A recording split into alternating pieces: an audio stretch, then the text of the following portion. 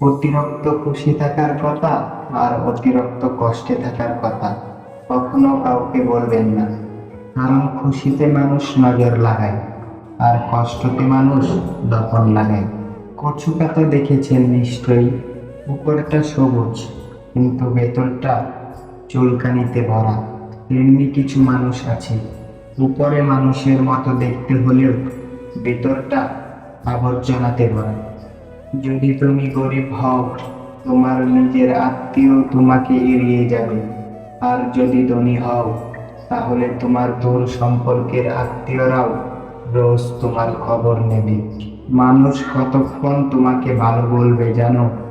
যতক্ষণ তুমি তাদের অন্যায়গুলো মুখ বুজে সহ্য করবে।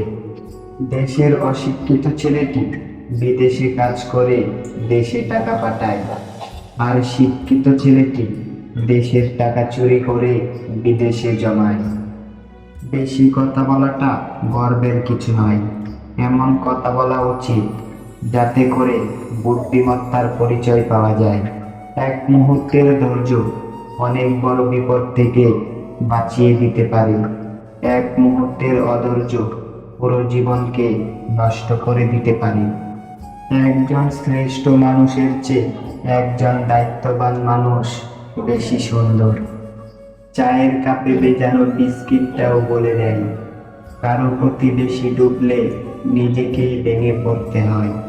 তর্কে জেতা বুদ্ধিমানের কাজ নয়, বরং তর্কে না যাওয়াই বুদ্ধিমানের কাজ।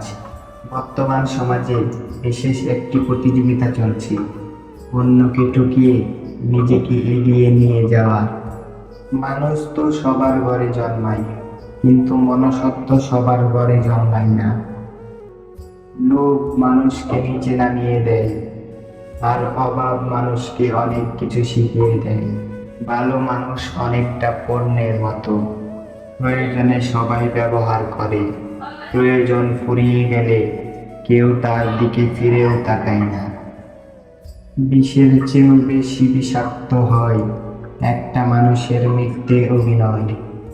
মানুষের সাথে বেশি মিশলেই বিপদ। আসলে কোনটা মানুষ আর কোনটা অমানুষ বোঝা কঠিন, কারণ সব দেখতে তো মানুষের মতোই। মাটিতে পড়ে থাকা ধুলো তোমার কোনো ক্ষতি করে না ঠিকই, কিন্তু সেই ধুলো যখন চোখে পড়ে তখন খুবই যন্ত্রণা দেয়। ঠিক তেমনি জীবনে কাউকে কখনো তুচ্ছ এবং দুর্বল ভেবো না, কারণ সৃষ্টিকর্তা কার ভাগ্যের চাকা কখন ঘুরিয়ে দেবে আমরা কেউ সেটা জানি না। আমাদের সমাজে সরল মানুষদের বোকা এবং দুর্নীতিবাজদের চালাক মনে করা হয়। মৃত্যু এমন একটা বিছানা যেখানে সবচেয়ে মূল্যবান সম্পদকে সবচেয়ে সস্তা জায়গায় রাখা হয়। অহংকার মিশে যাবে মাটিতে, ছাই হয়ে যাবে শরীর।